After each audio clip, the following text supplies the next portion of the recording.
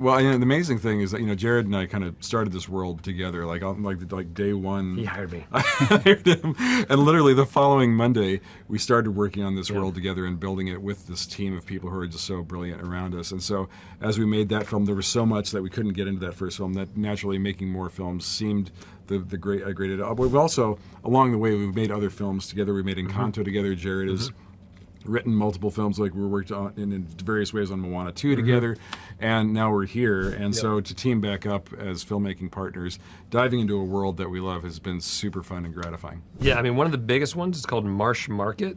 We're really proud of it. It took the team like a year and a half to build this. It is a place where you have semi-aquatic animals. So you have seals and sea lions and otters and beavers, and there's a dolphin that's in there. One of the really interesting things about it is there's no human equivalent to a place like that where someone would live both above water and below water and go back and forth constantly.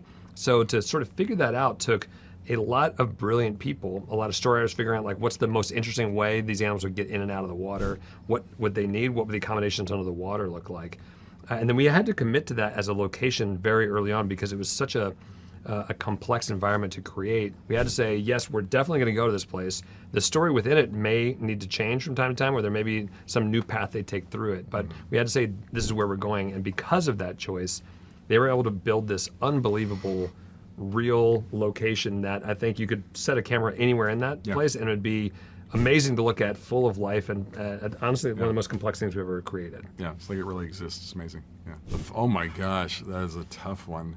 Well, I mean, I think because I have so much emotionally invested in Zootopia, like Judy, I'm super fond of, and I think because she's an optimist, she carries a lot of hope with her, and I think I always loved that about her. Like, I think when we first created the world, she was someone very different, and then when Ginny came in and started voicing her, that kind of true blue overachiever, like wonderfulness, like really surfaced. So I've fallen in love with who she is over the years. Yeah, and then for new characters, I think we wanted to bring in, I think fresh voices. We wanted to bring in fresh perspectives.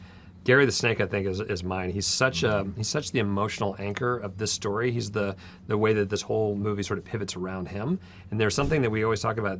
He's even more of an optimist than Judy is. So in a way, he's like more Judy than the actual character. So in this story where she's also learning about herself, having another character that she can look at to kind of hold a mirror up to her is an interesting challenge because she can see, I think, both what makes her great, that optimism is her superpower, but also where that can sometimes be difficult and things that she needs to learn from. Oh yeah, and I'm sorry, you probably said new characters. I mean, I will say, like in this film, I'm like Nibbles Maplestick. She's just a crazy person. Not a person. It's a beaver. She's a beaver. It's a crazy beaver. You should see the movie. No, it's amazing. But again, I'm excited for audience. I want to be in the audience when people see her and see how crazy she gets. Because Fortune Feimster is a genius. So she is. Yes.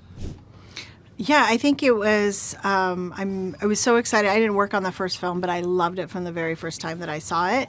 And so I was so excited to be able to step into this world and to focus really, on this film, we really focus on Judy and Nick and their relationship and how they're getting to know each other. They had this, they didn't really get along in the first film. Then they just, ended up partnering up really well. And now they're official partners. And I think they both come in with a lot of expectations about the other one. And so what we see in their relationship journey is how maybe they don't really think the same way or approach things the same way, and how they approach things differently, and really getting through those differences, and which is what makes their relationship stronger. And so for me, it's just coming in as a Latina, I relate to that a lot because I think there's a lot of thoughts and ideas of how Latinos are, but really getting to know them and understanding our differences will help us move forward. Oh man, I think the story itself is always changing up until the end. I mean, everybody in this building, everybody at Disney Animation is amazing storytellers. And they're always adding little personal touches to the story. So even as it gets past us, people are adding signage and little things like that have a unique voice to them and such a unique thing that means something to them to the movie. And it's the movie's so jam-packed full of different ideas and different voices and different people that have contributed to what the final film becomes. So yeah. The theme, I think, partnerships and being two different two different animals and being two different people, I think bringing that together and forming this great, unique partnership with Nick and Judy, I think like everything is about partnerships with this movie. And I think it's a totally like relatable thing to all of us. We've all had a partner, a spouse, or somebody that we've treated things differently with, but we've really come together and got stronger because of it. So I think that's a really great message for it. It's at the core, it's the same creative process of, as animators, we think of ourselves as actors. And so we're really trying to find what is the most believable performance on these characters. We want you to believe that they're the animals that they are represented, but also that the emotion and the story is being able to be communicated and relatable on a human front. Yeah, there was so much like R&D done with our rigging department, with our rigging team, our technical team, just to find a really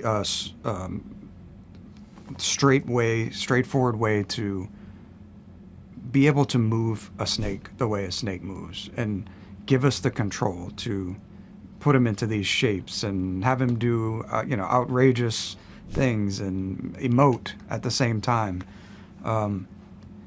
I think it was just building a character that we haven't really built before in 3D CG. It took a lot of people.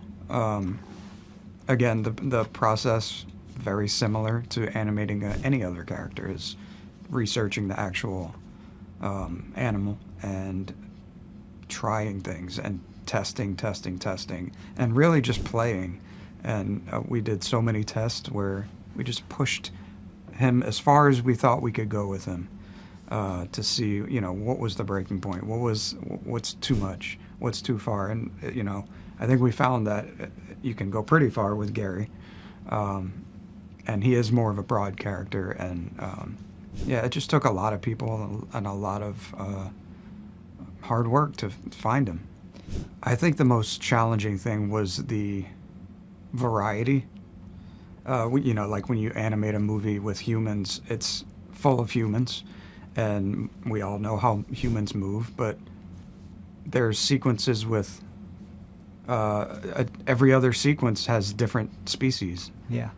So you have to almost flip your brain when you get into a new location or whether you're in the water or on land or wherever you are, and you have to flip your mind a little bit when you have to switch between so many different animals. I think just having to do that it gives you this challenge that you're not typically used to in a human animated movie.